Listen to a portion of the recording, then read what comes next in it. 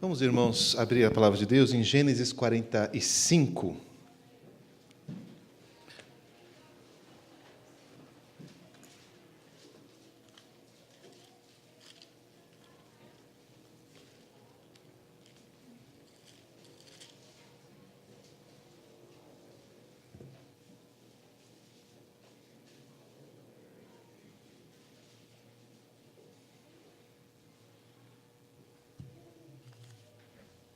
Nós vamos falar hoje sobre a vida de José. Vamos refletir sobre um momento muito especial, muito decisivo na história, tanto de José quanto dos seus irmãos, e para isso nós vamos falar de toda a história, mas neste momento eu gostaria de ler este momento registrado no capítulo 45, dos versos 1 a 15. A palavra de Deus diz assim: Então José, não se podendo conter diante de todos os que estavam com ele, bradou: Fazei sair todos da minha presença. E ninguém ficou com ele, quando José se deu a conhecer a seus irmãos. E levantou a voz em choro, de maneira que os egípcios o ouviam, e também a casa de Faraó. E disse a seus irmãos: Eu sou José. Vive ainda meu pai? E os seus irmãos não lhe puderam responder, porque ficaram atemorizados perante ele. Disse José a seus irmãos: Agora chegai-vos a mim. E chegaram-se. Então disse: Eu sou José, vosso irmão, a quem vendestes para o Egito. Agora, pois, não vos entristeçais, nem vos irriteis contra vós mesmos, porque por me haverdes vendido para aqui. Porque para a conservação da vida, Deus me enviou adiante de vós. Porque houve 2 anos de fome na terra, e ainda restam 5 anos em que não haverá lavoura nem colheita. Deus me enviou adiante de vós para conservar vossa sucessão na terra e para vos preservar a vida por um grande livramento. Assim, não fostes vós que me enviastes para cá, e sim Deus, que me pôs por pai de Faraó e senhor de toda a sua casa, e como governador em toda a terra do Egito. Apressai-vos, subi a meu pai, dizei-lhe: assim manda dizer teu filho José: Deus me pôs por senhor em toda a terra do Egito. Desce a mim, não te demores. Habitarás na terra de Gósen, e estarás perto de mim, tu, teus filhos, os filhos de teus filhos, os teus rebanhos, o teu gado e tudo quanto tens. Aí te sustentarei, porque ainda haverá 5 anos de fome, para que não te empobreças, tu e tua casa e tudo que tens. Eis que vedes por vós mesmos, e meu irmão Benjamim vê também, que sou eu mesmo quem vos fala. Anunciai a meu pai toda a minha glória no Egito, e tudo o que tendes visto. Apressai-vos, e fazei descer meu pai para aqui. E lançando-se ao pescoço de Benjamim, seu irmão, chorou. E abraçado com ele, chorou também Benjamim. Beijou a todos os seus irmãos e chorou sobre eles. Depois, seus irmãos falaram com ele. Vamos orar mais uma vez? Concede-nos, Senhor, a graça de poder ser instruídos na Tua palavra e sermos lembrados, ó Deus, daquilo que o Teu Filho fez por nós. Dá-nos o desejo, ó Pai, de nos achegar a Ele, que assim receber da Sua graça e do Seu favor nesta noite. É o que nós pedimos em nome de Jesus. Amém. O texto começa com um momento de grande comoção. José chora de maneira incontida. O texto diz que ele não conseguia mais se conter. Então manda que todos saiam da sua presença e se apresenta a seus irmãos e chora de forma tão intensa, tão alta, que os egípcios estão ouvindo José chorar. E eu me perguntei, lendo esse texto, por que é que José chora? Qual é a razão de toda esta emoção? Qual é a razão de toda esta manifestação de José? O que vai no coração deste homem neste momento em que ele se apresenta novamente aos seus irmãos depois de tanto tempo distante deles? E algumas hipóteses podem ser levantadas e elas nos ajudam então a entender essa história para aqueles que não a conhecem. José pode estar chorando talvez porque ele reencontrou aqueles que fizeram mal para ele. José era filho do terceiro dos grandes patriarcas de Israel. Abraão, o primeiro deles, depois o seu filho Isaque e depois dele Jacó. Este homem, Jacó, foi chamado por Deus, foi escolhido por Deus para formar o povo de Israel, a nação de Israel. E num dia em que ele estava atravessando o rio chamado Jaboque, ele lutou com Deus e recebeu este nome, Israel, o príncipe do Senhor.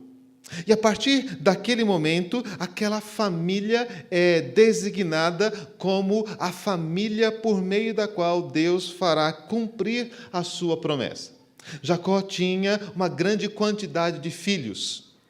Ele, por um engano do seu sogro, casou-se com duas esposas, Lia, ou Leia, e Raquel. E essas esposas, elas competiam entre si pelo amor de Jacó. E uma das formas de competição daquelas mulheres eram os filhos. Jacó amava Raquel, era a esposa que ele escolheu para casar.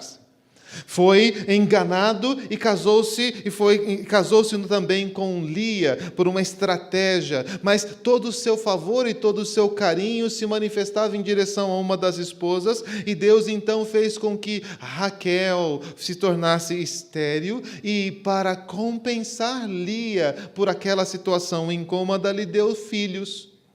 E Lia dava um filho, o segundo, o terceiro, o quarto, e nada de Raquel poder conceber. E a situação entre Jacó e Raquel foi se tornando cada vez mais tensa, cada vez mais complicada, a ponto de o próprio Jacó se irar contra Raquel e dizer: não sou eu que não lhe dá filhos.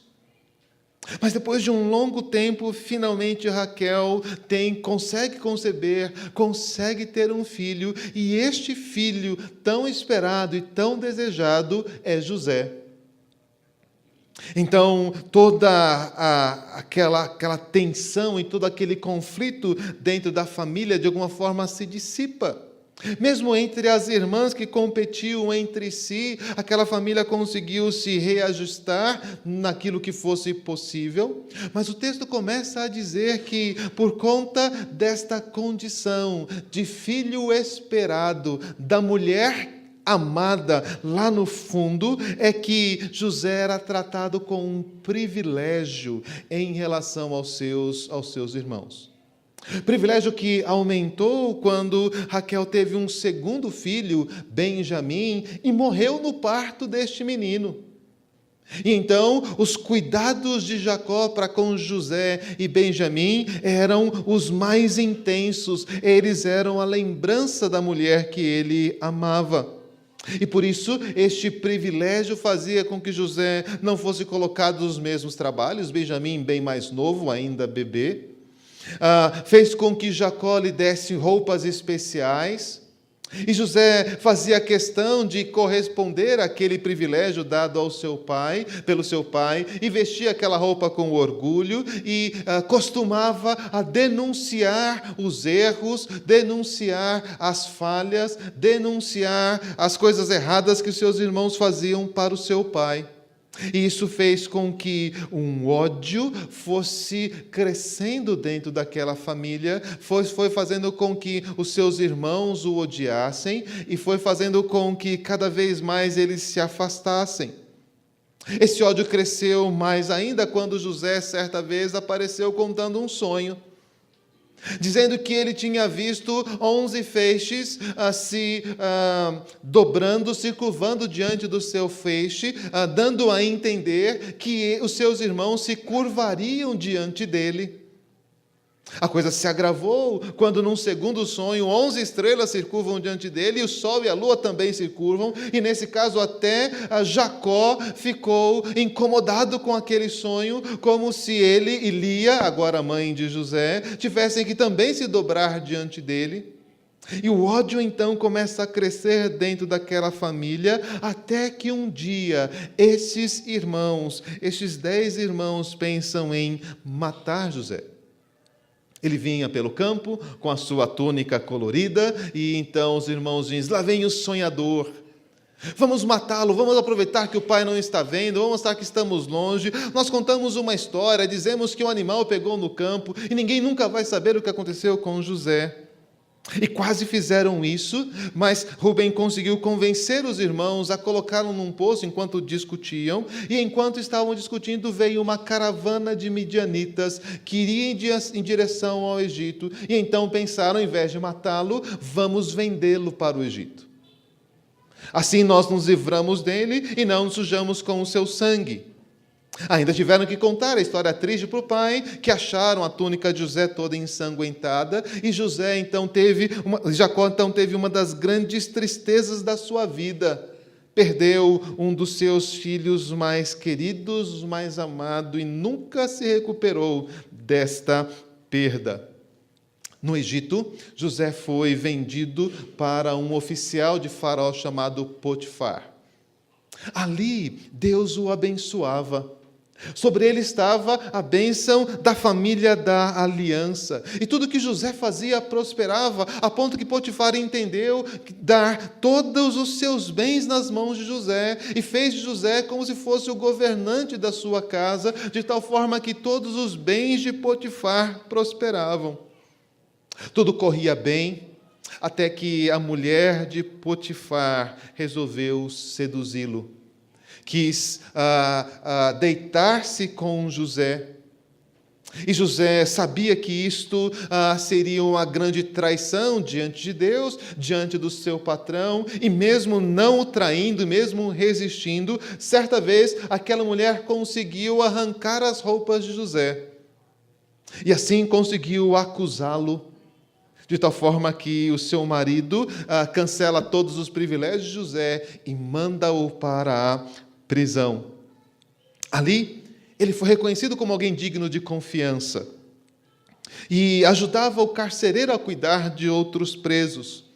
Foi assim que José conheceu o copeiro do rei, conheceu o padeiro do rei, duas pessoas que naquele tempo tinham os cargos mais importantes do reino, porque eles cuidavam da comida do rei e tinham que ser pessoas de toda a confiança. Mas o rei achava que um deles estava prestes a traí-lo. E por isso, na dúvida, lançou os dois na prisão até descobrir qual dos dois estava tentando matá-lo. Esses homens tiveram sonhos e José os decifrou. O copeiro era o culpado, seria morto dali a 3 dias. O padeiro era o culpado, seria morto dali a 3 dias. Mas o copeiro seria colocado de novo em sua posição de honra ao lado do rei. Então José fez um pedido para esse homem: me tire da prisão, eu sou um estrangeiro, eu não fiz nada de mal, tento fazer todas as coisas corretamente, fale para o rei, fale para o faraó em meu favor e peça para que ele me liberte. Mas o copeiro ficou tão feliz em voltar ao seu cargo que esqueceu-se de José. Veja quanta dificuldade. José faz o melhor, José se esforça, José abençoa as pessoas, mas as coisas não dão certo, as coisas vão tropeçando, e ele continua ali preso, ele continua ali sofrendo, ele continua ali aflito e angustiado. Ele tem grandes oportunidades de fazer com que essa vida avance, e as coisas sempre voltam, sempre começam novamente. Mas Deus tinha um propósito em todas aquelas coisas.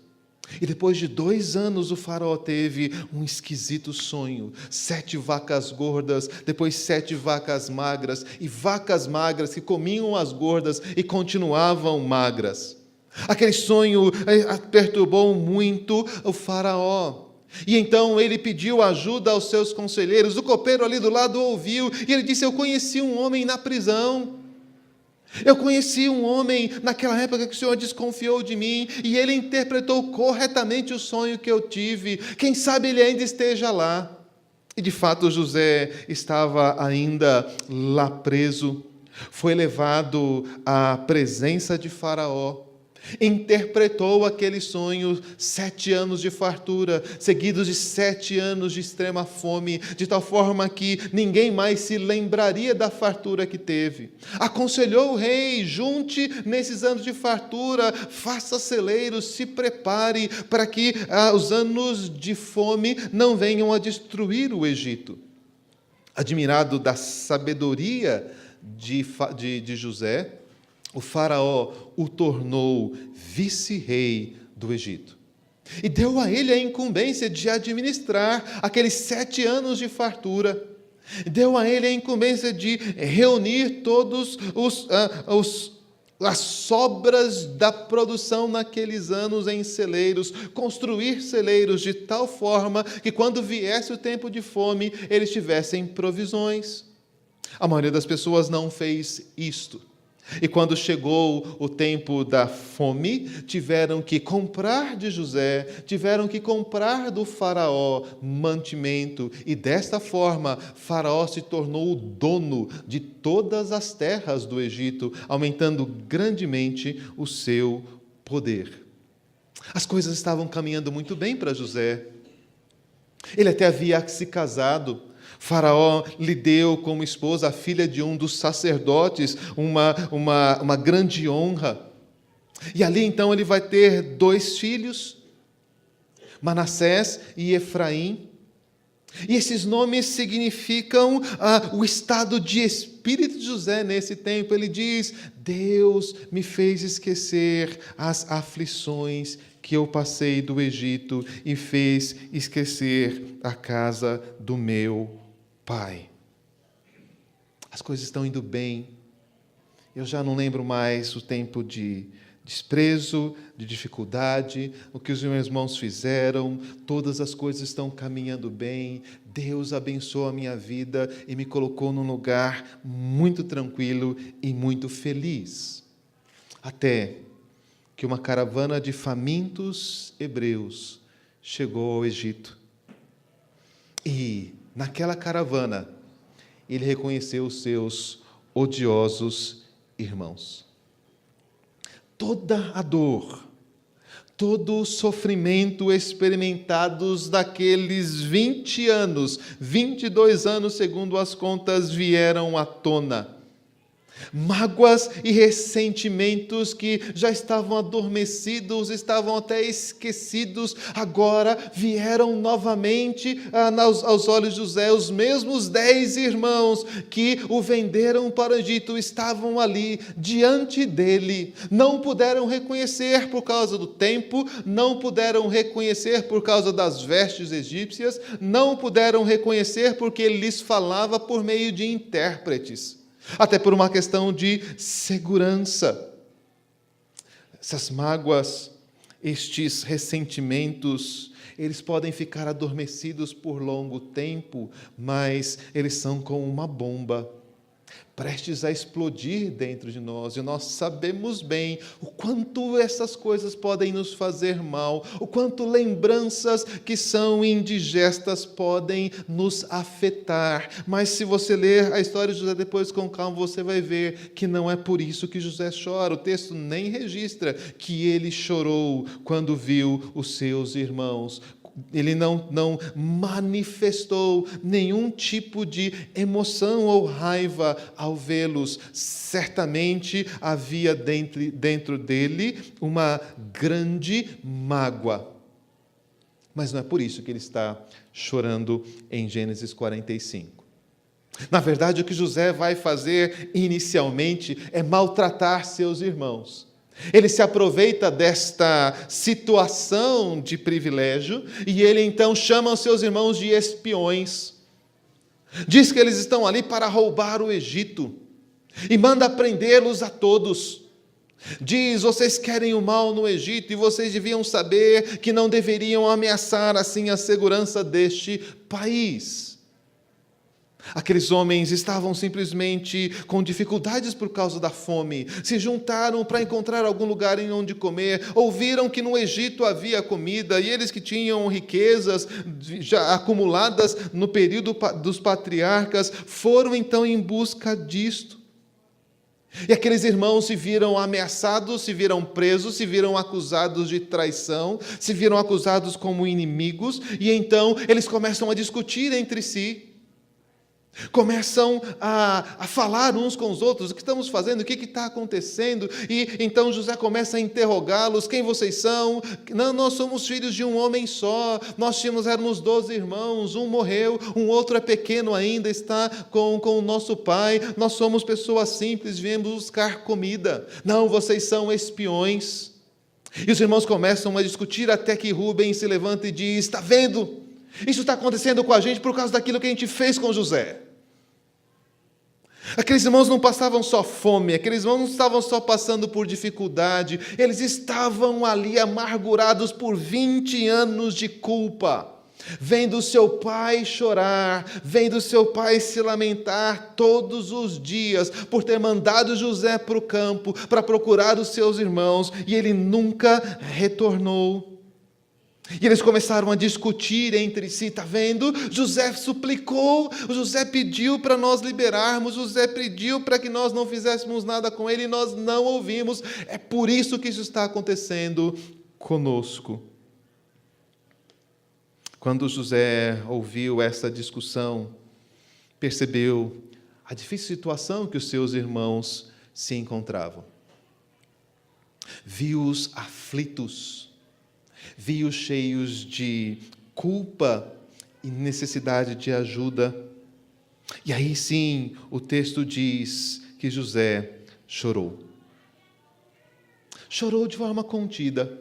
Não esse choro de 45, ele saiu, se retirou um pouquinho, chorou e ele volta.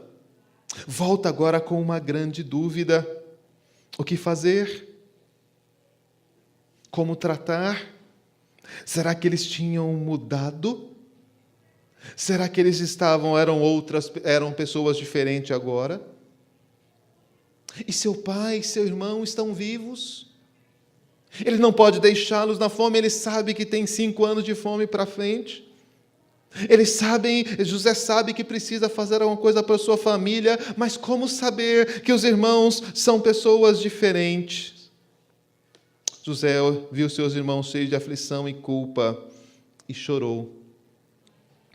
Mas o que ele poderia fazer? Revidar? Estava na posição de juiz.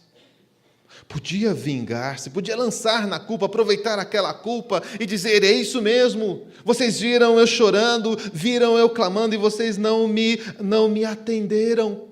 Mas José queria saber o que estava acontecendo com os seus irmãos. Mandou prender um deles, Simeão, e mandou que todos voltassem para casa.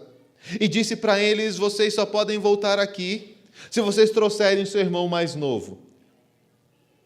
Na verdade, José queria saber como é que eles tratariam Benjamim, como estavam tratando Benjamim. Será que tratavam Benjamim da mesma forma que tratavam José? Quando voltavam, foram abrir os seus cestos de alimento e descobriram que o dinheiro estava de volta na bolsa, e aí ficaram mais preocupados: como é que a gente vai voltar agora? Vão dizer que a gente roubou o dinheiro. A gente levou a comida e não pagou por ela.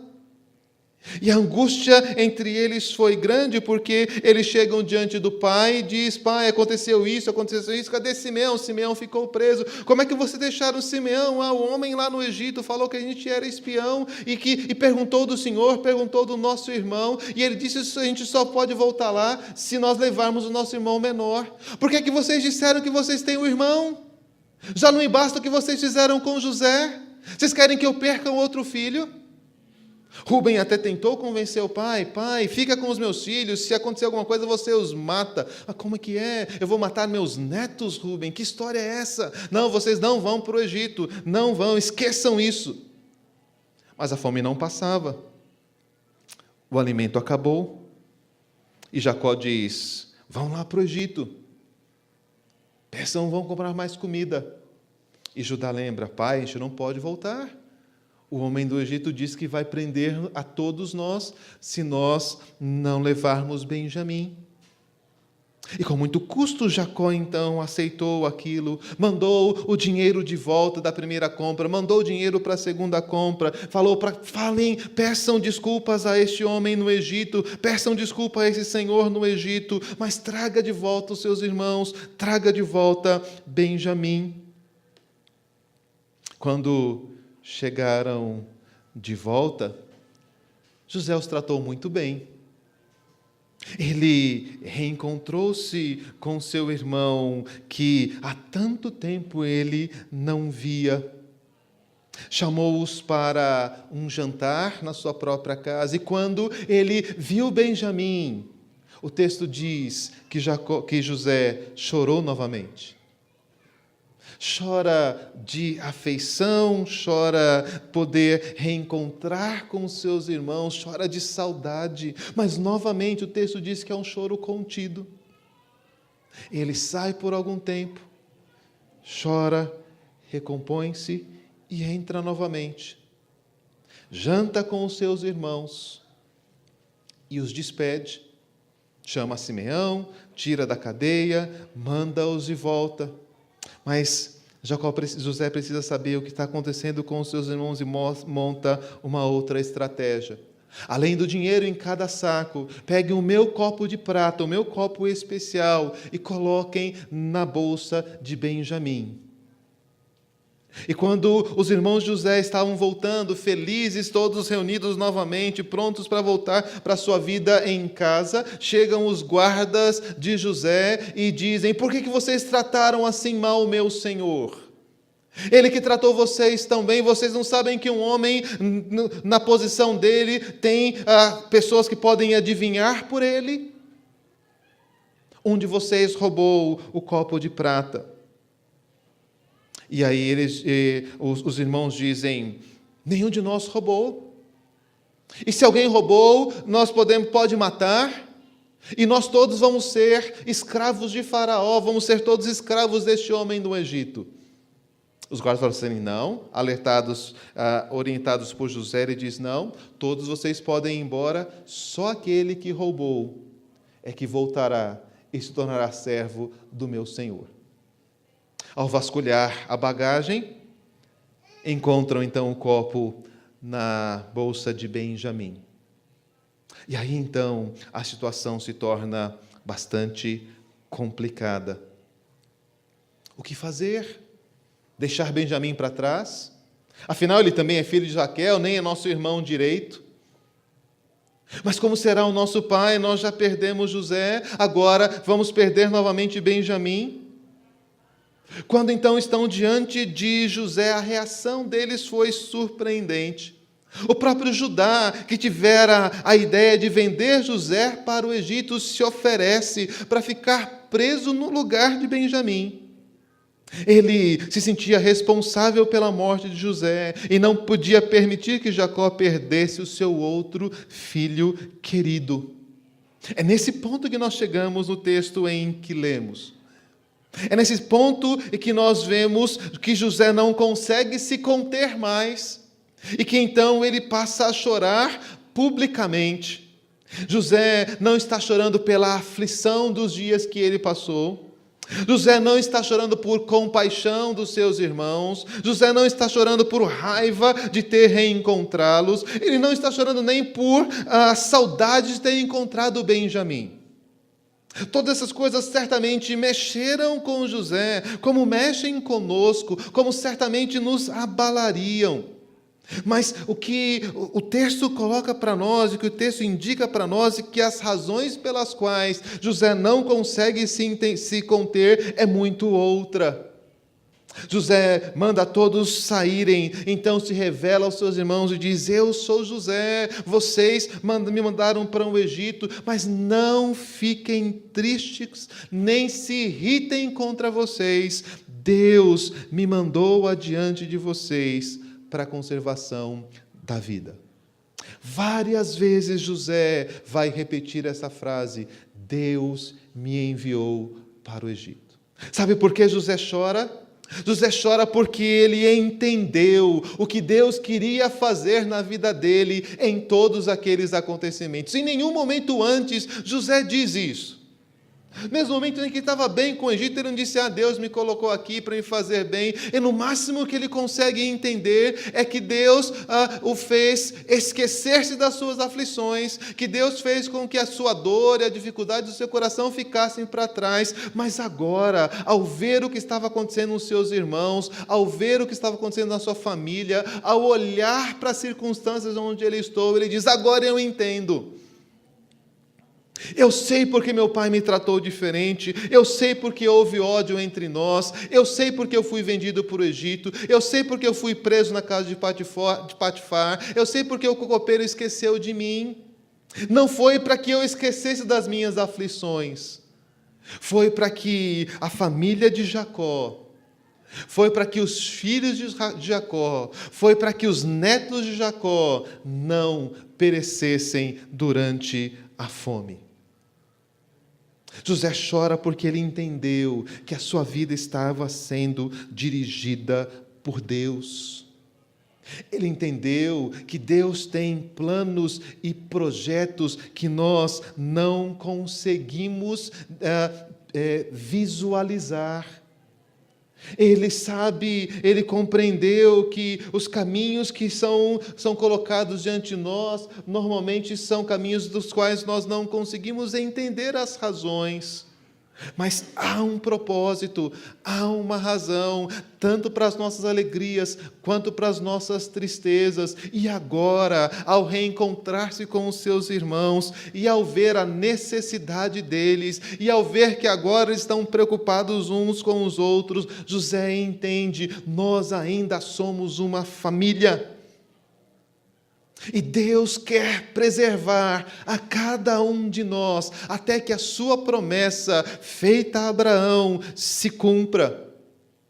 Enquanto nós vivermos escravizados aos nossos sentimentos, enquanto nós ficarmos escravizados às nossas percepções, enquanto nós ficarmos fazendo contas de ganhos ou de perdas na nossa vida, nós dificilmente alcançaremos esta compreensão sobre os eventos que marcam a história da nossa vida.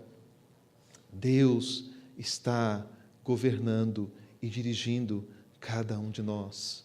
José entendeu isso, e é por isso que ele não pode conter mais o seu choro. José compreendeu, havia uma grande ameaça de morte.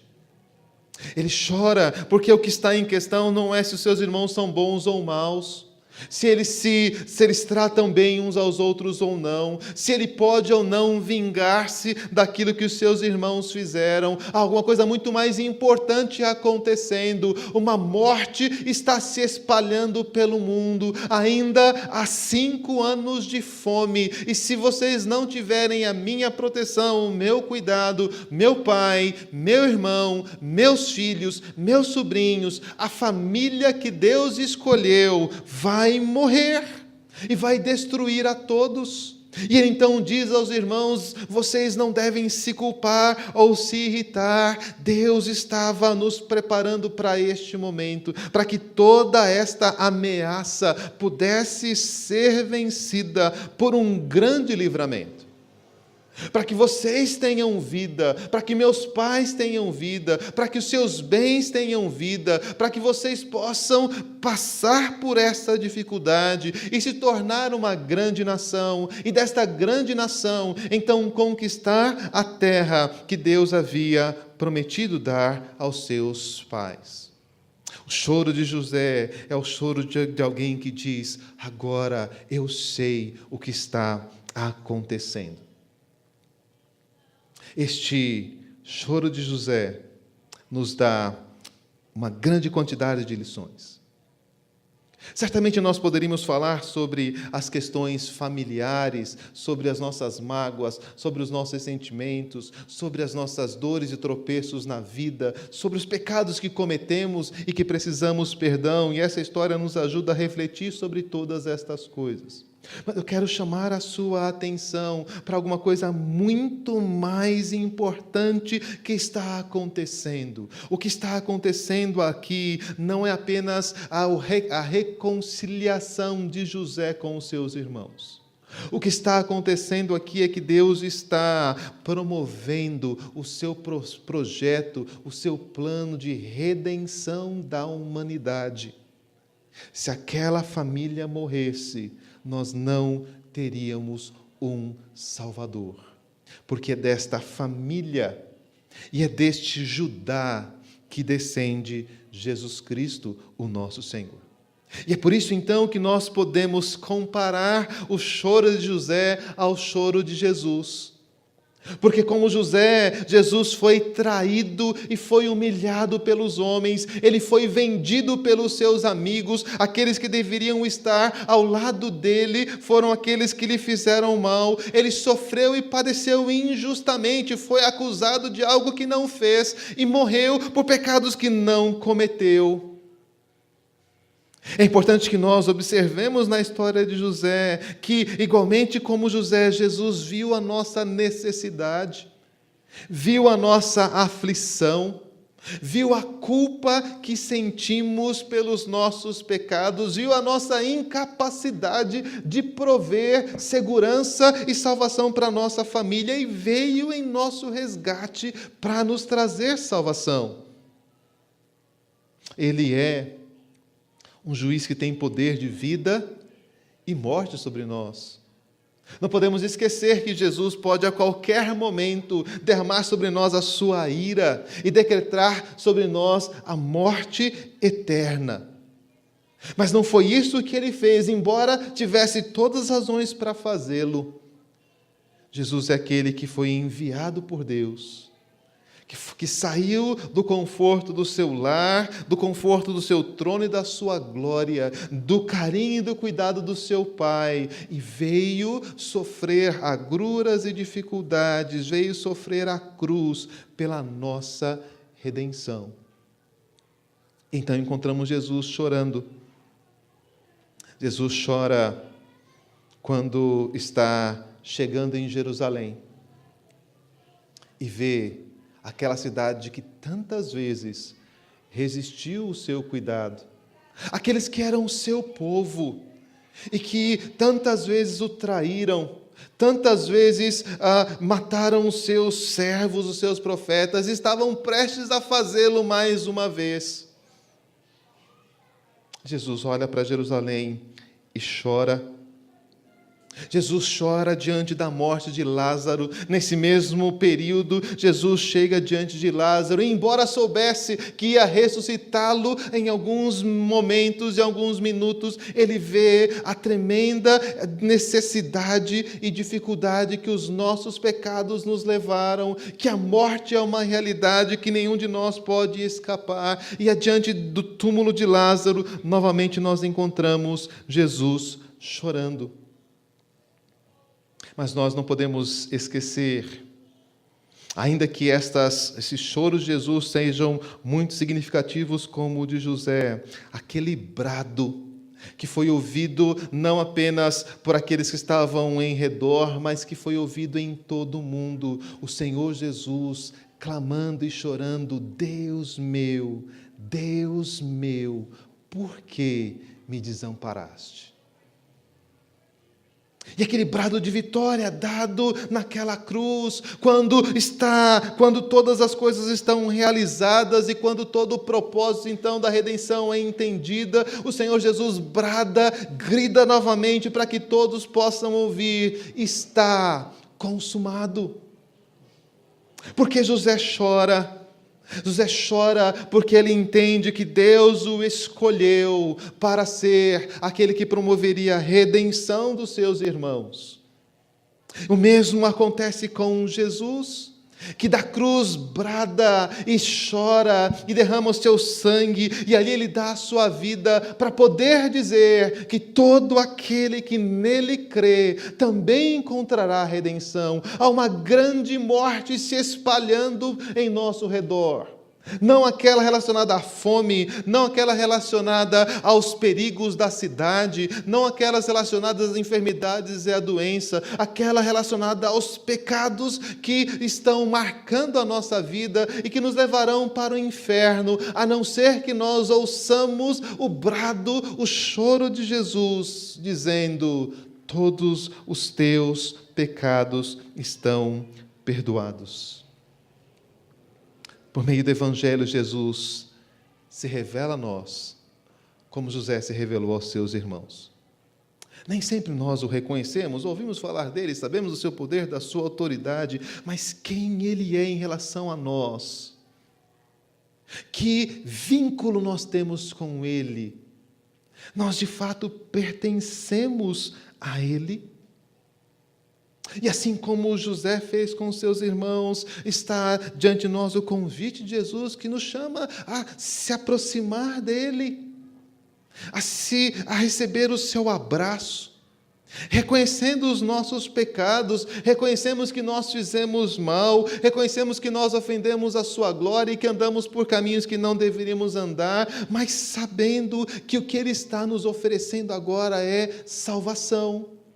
O que ele está oferecendo para nós é que as nossas culpas sejam todas apagadas, e está dizendo: eu preparei um lugar para vocês, um lugar onde vocês possam habitar, um lugar onde vocês possam criar os seus filhos, um lugar onde vocês possam administrar os seus bens, um lugar onde você e a sua família gozará da minha glória, do meu cuidado, da minha riqueza, do meu favor. São essas as coisas que José ofereceu para os seus irmãos, quando entendeu o plano de Deus para a vida dele.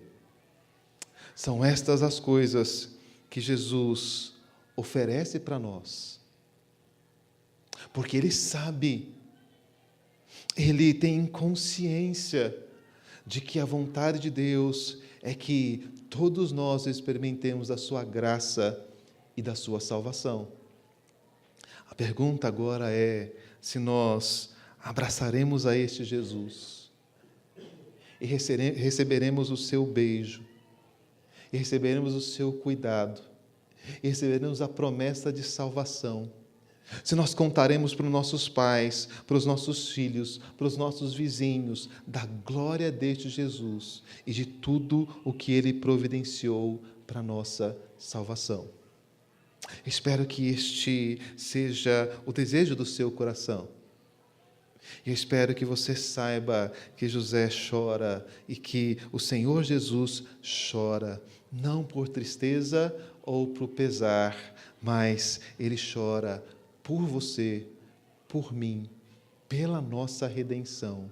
E ele a concluiu na cruz para que nós não mais precisássemos lamentar. Os irmãos José terão dificuldade em acreditar nisso. E José vai chorar mais uma vez, ouvindo seus irmãos, tentando de alguma forma se desculpar diante dele. Mas agora José não precisa mais se preocupar com isso. Ele sabe: eu sei o que Deus fez. Sim, vocês quiseram fazer o mal contra mim, mas Deus transformou em bem.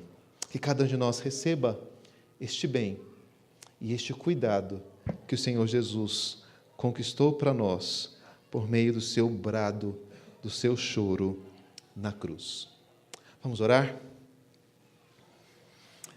Ajuda-nos, ó Deus, a reconhecer que precisamos da Tua graça e do Teu favor. Sim, ó Deus, há muitas situações no nosso dia a dia que precisam ser corrigidas, que precisam ser acertadas, que precisam ser evitadas, que precisam, ó Deus, ser renovadas, e nós vemos na história de José o Senhor fazer todas estas coisas, por elas também pedimos. Mas, em especial, ó Deus, pedimos que o Senhor nos ajude a perceber os Teus propósitos na vida de José, Propósitos, ó Deus, que são os mesmos que foram colocados sobre o Senhor Jesus Cristo. Propósitos de vida, de perdão, de salvação, de sustento para nós, para os nossos filhos. E por meio destes propósitos, ó Deus, nós encontramos vida. Permita, ó Deus, então, e faz com que cada um de nós, que conhecemos a preciosa história de Jesus, tenha nela confiança e segurança em relação ao presente e ao futuro. Se há em nós alguma dúvida ainda, ó Deus, se há em nós algum temor, se ainda não conseguimos compreender a Tua salvação, se algum de nós ainda não recebeu como Senhor e Salvador, dá esta graça. E permita, ó Deus, que a paz da comunhão contigo invada o seu coração, para que ele não fique à mercê das mágoas, dos sentimentos, das tristezas, dos erros cometidos no passado. Permita-nos, ó Deus, ouvir o brado de Jesus, que afirma que os nossos pecados estão perdoados e que tudo já está feito para a nossa salvação. Assim nós oramos em nome de Jesus. Amém.